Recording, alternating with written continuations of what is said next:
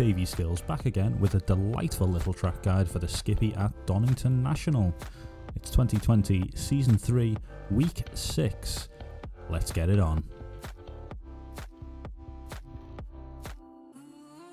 Just a quick run through the track conditions, then a proof of the lap time. As you can see, there's still a bit more time in the lap, just based on fuel again, not done on an empty tank by any means.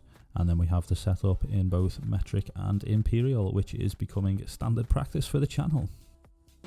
As I let the lap play through, you can see I did this in another official practice session on the iRacing service, as there are other cars all over the place. Point of note, this first turn is very awkward.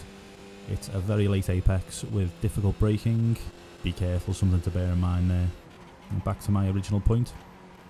I've decided to start recording my laps in these sessions as it gives a better representation of the lap times that I'm capable of, and therefore you are capable of studying.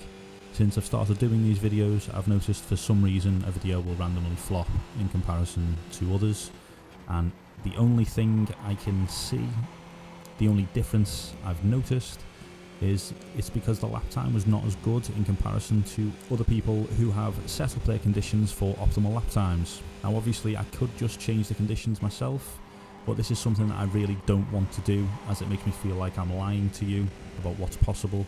So I initially started using the same conditions for everything, which, as you can probably guess, led to some weeks having very slow lap times and others having very good laps comparatively. So there we have it. That's the reason why I'm doing it in these practice lobbies.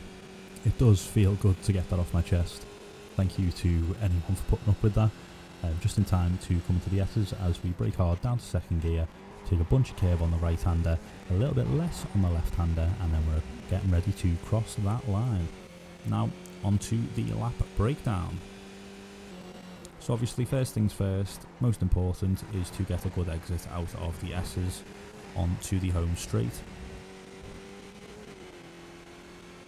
And we shift up to 5th just after the start finish line, and we begin to ease over to the left hand side of the track.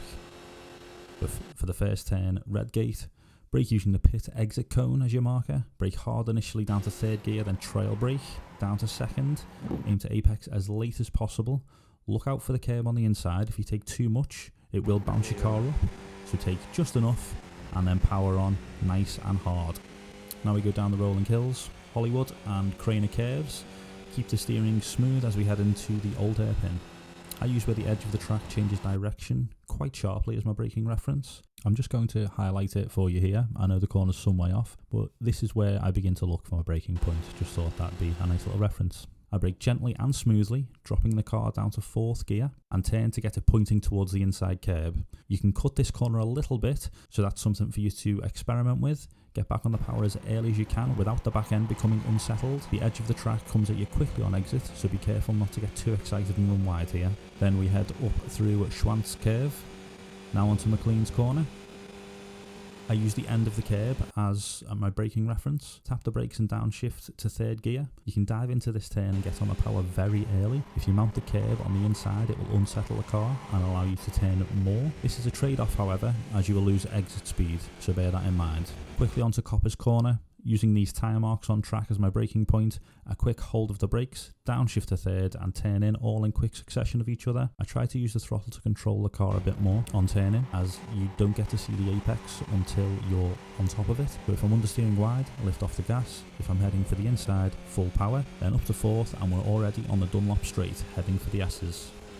Your braking point for the S's is very important. I like to use the markings on track, where the track has rubbered in.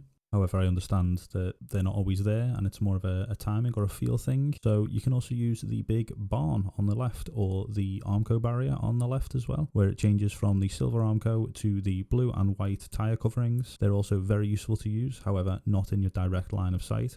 You brake hard initially and drop it down to 2nd gear as fast as you can, then begin to trail brake as you turn in. You're looking to take a lot of curb on the right hander. As you can see, I brake a little bit too much, so I apply some power, which causes me to understeer. Then I lift off, which gets my car turning again. Then I go back full power as my car is where I want it to be. Then as soon as you're full power, it's back up to 3rd gear, change your direction, and we're heading for home.